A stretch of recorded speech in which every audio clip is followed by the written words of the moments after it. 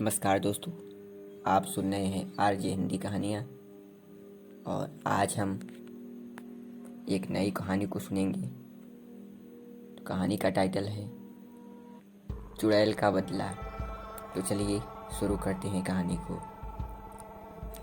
एक गांव में दो लड़के रहते थे जिनका नाम रेफरी और सफारी था।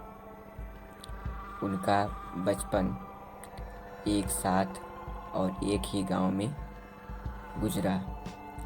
दोनों पड़ोसी के लड़के होने के नाते साथ खेलते और साथ खाते थे।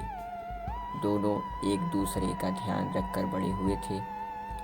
रेफरी सफारी से 2 साल बड़ा था, इसलिए उसकी शादी भी पहले हुई। रेफरी सुंदर दुल्हन को पाकर बहुत खुश था।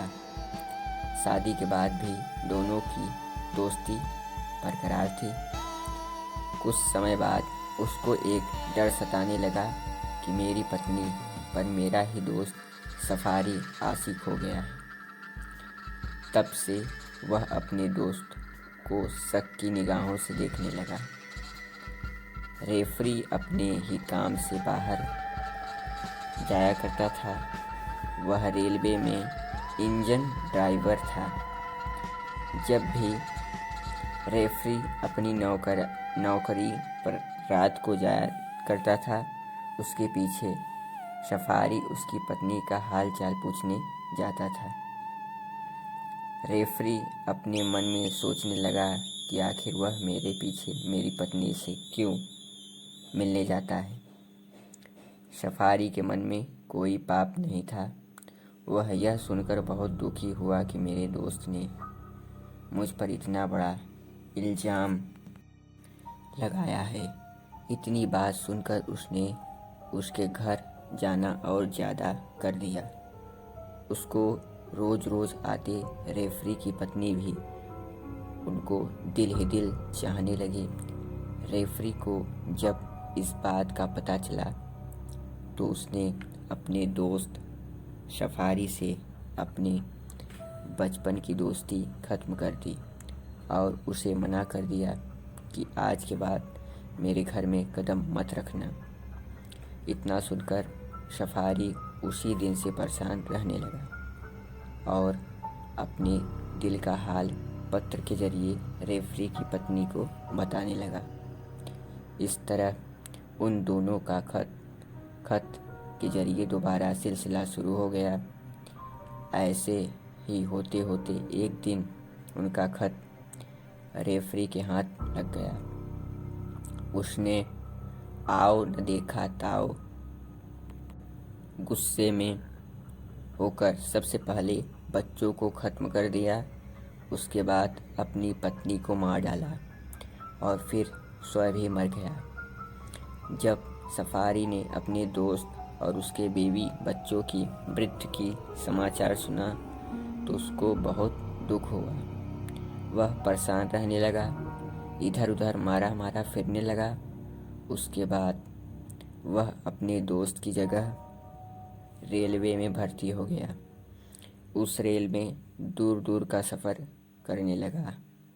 उसका नसीब इतना अच्छा निकला कि उसे वही इंजन मिला जो उसका दोस्त चलाया करता था। इंजन चलाने के पहले दिन ही उसके साथ विचित्र घटना घटी कि जब वह अपनी ड्यूटी पर पहले दिन आया तो उसने अपने इंजन के अंदर किसी की आत्मा को महसूस किया।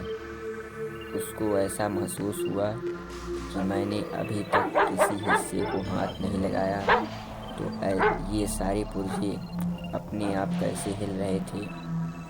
थोड़ी देर के बाद इंजन चलने लगा और जाकर रेल से जुड़ गया। उसके जुड़ते ही रेल चलने लगी। इंजन के अंदर बैठे सफारी की टांगें भय के कारण कांपने लगी और मुंह पर पसीना साफ दिखाई दे रहा था। उसकी समझ में नहीं आ रहा था कि उसके साथ ये सब क्यों हो रहा था। थोड़ी देर बाद गाड़ी भी चाल तेज होती चली गई। वह रेल की रफ्तार कम करता है, मगर उस इंजन पर उसका कोई बस नहीं चल रहा था और सफारी जिस हिस्से को हाथ लगाता वही दोबारा हरकत करने लगता। जिस तरफ से सफारी गाड़ी निकाल कर ले जा रहा था, उसी रास्ते में उसके दोस्त रेफरी का मकान पड़ता था। उस घर को देखते ही उसने गाड़ी की चाल कम करनी चाहिए, मगर गाड़ी रुकने का नाम नहीं ले रही थी और बहुत कोशिश की रोकने की, मगर वह आगे बढ़ती ही चली गई थी। इस तरह का सिलसिला काफ़ी लंबे समय तक चलता रहा। सफारी जैसे इंजन को चालू करने बैठता, उससे पहले वह चालू होकर चलने लगता था। अचानक एक दिन सफारी के साथ एक भयानक घटना घटी, लेकिन वह इस घटना के बारे में पहले से ही जानता था। आज भी इस गाड़ी की रफ्तार हल्की है, मगर यह रेल मेरे दोस्त के घर से गुजरने के बाद इतनी तेज चलने लगती है कि रोकने से भी न रुके। तभी अचानक सफारी ने किसी अदृश्य शक्ति को अपने पास बैठे देखा। उसने देखा कि जहाँ भाप निकलती है, उसके ढक्कन को कोई अदृश्य शक्ति खोल रही है, जिससे गाड़ी की दुर्घटना भी हो सकती है।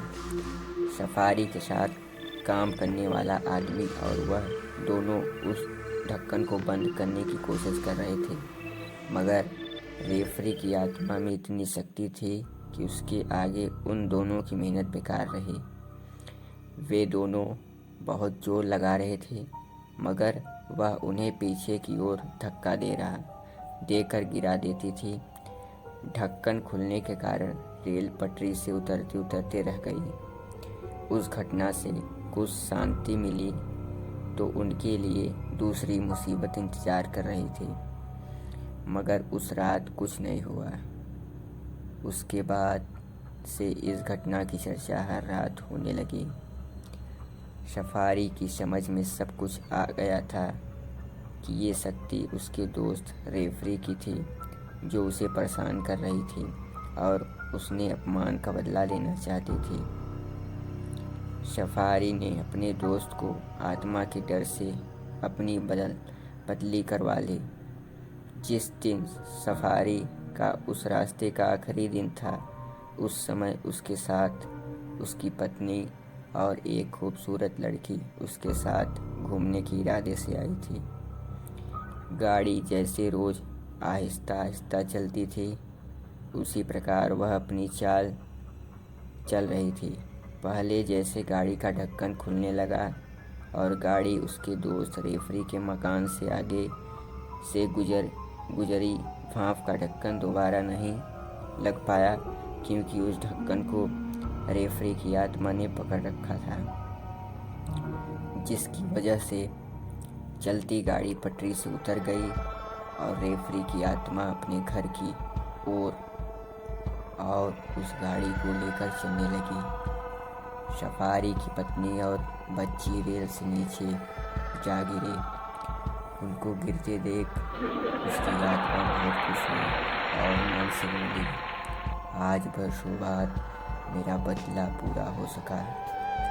इनको मारकर मैंने अपनी बीवी, बेटी और अपना बदला ले लिया, जिससे उन तीनों की मौत हो गई। तो दोस्तों, आप लोग कमेंट में बताना कि ये कहानी आपको कैसी लगी, और अभी तक इस चैनल को सब्सक्राइब नहीं किए हैं तो कर ले सब्सक्राइब, जिससे आपको इसी प्रकार की और भी कहानियाँ सबसे पहले मिलती रहें।